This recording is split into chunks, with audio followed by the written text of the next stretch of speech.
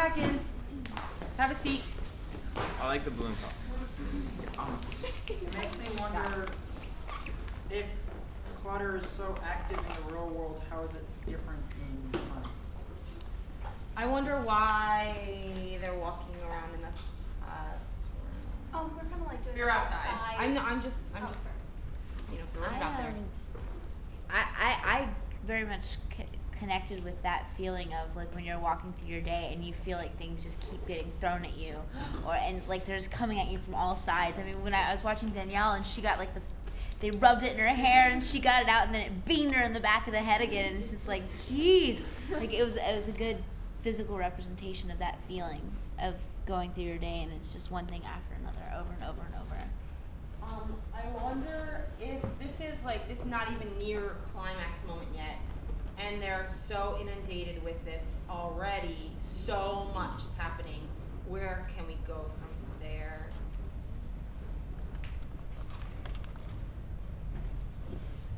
I wonder if what it brings to the experience, that since balloons tend to be a symbol of joy and celebration. I wonder if those two are like alter ego versions of those two. Angela said that. Yeah. I wonder then if about what Amanda said about the joy in balloons, if we could put a color more, like, because we had a black balloon, which we chose to use, if we could like darker colored balloons or darker colored clutter. I wonder if different kinds of sounds and movement mean different things. We talked about how different clutter might manifest in different ways, so how that can be represented.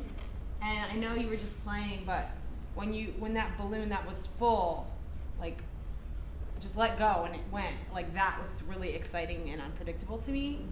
I thought it was the most exciting. Yeah, we also did one when we were like playing around with it where we were blowing them up, and like I was making the noise when she was talking, and then when I would make my joke I would let it go when it was full, and it would just like do that. So that was our second idea. I'm confused. Clutter is supposed to be unseen and unactive in the real world. I don't think that choice has been made. Is it? I don't know.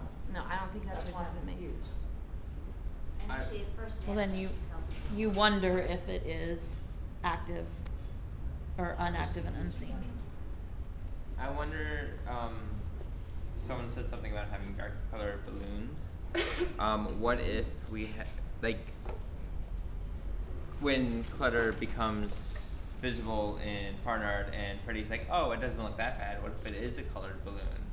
Like brightly colored, and then as it progresses, it gets darker and deeper colors come out. I wonder what it would be like if the balloons had like confetti in them. We and said when that you too. pop them, Yeah. Like paper. Yeah, or something, just something like what that effect would give to it. Yeah. Because I really like the idea of the balloon popping, but I wonder like if we could add more to the visual effect of it, other than just the sound of the balloon popping. I wonder what different emotions are inspired by the different like attacks that clutter has, like rubbing up against them versus hitting them, like Versus noise. yeah. I wonder how we can use this idea of something that's perceived to be joyful in general, how that's exciting as a tool rather than like an obstacle. That's exciting to use a joyful thing as something. And I feel like also I wonder how the millions of other ways balloons have so many interesting properties to them, and how we can use all of those things and make those things build. Yeah, that makes me think of like the whole play is all about your choices you make, so it's about whether you choose to use the balloons in a happy way or in a destructive way.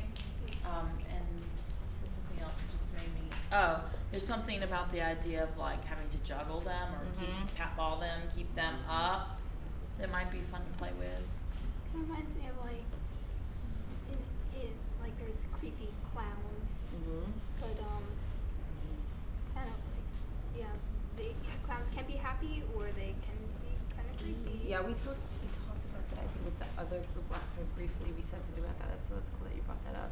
I think there's something too that there's a connection too between, like, oh yeah, balloons are great, but there's such thing as too much of a good thing, and that connects to the addictive quality that they have. They're addicted to Farnard.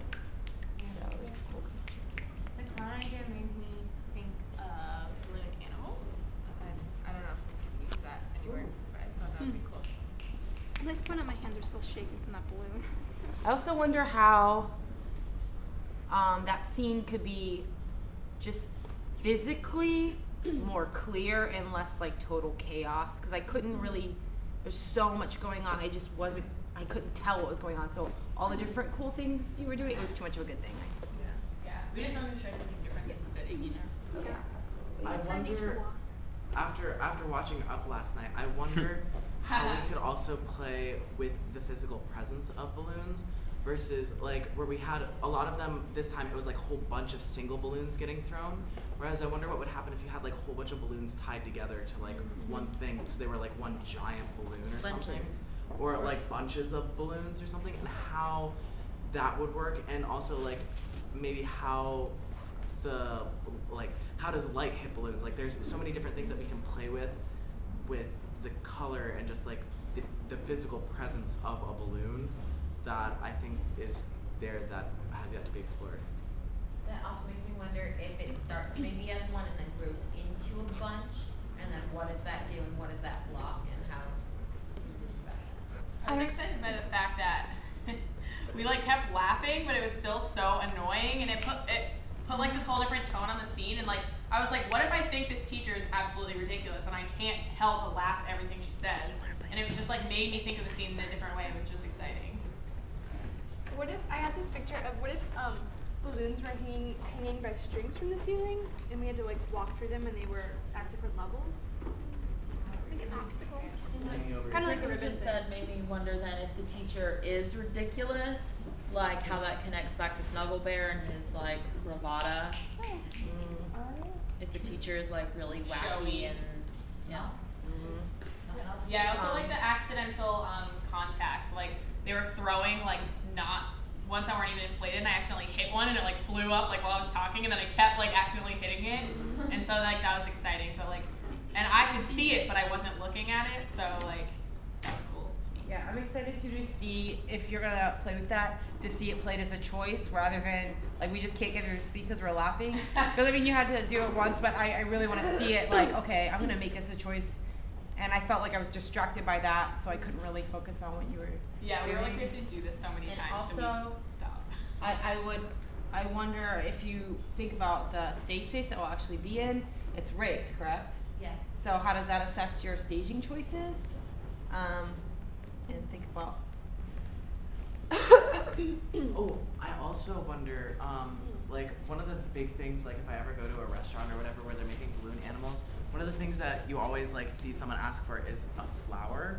And like they'll do flowers in like all of these elaborate colors or whatever, and I almost wonder, what if Farnard had like these beautiful colorful flowers at first in balloons that were eventually transformed into these darker colored balloon flowers or something, or like things like that. That's something that we can play with too. What if part of the set was balloons and was streamers, and we actually used the changing of the colors of those as it progressed, as clutter taking over, and as that progression. That kind of reminds me of Harry Potter, but that's the spices and everything reminds me of Harry Potter, but like in the very beginning books, everything is so like happy and oh my god, the world's magical, and there's all these cool things, and in later books there's dementors and evil, and everything kind of doesn't look as cool and amazing anymore, it's scary all of a sudden.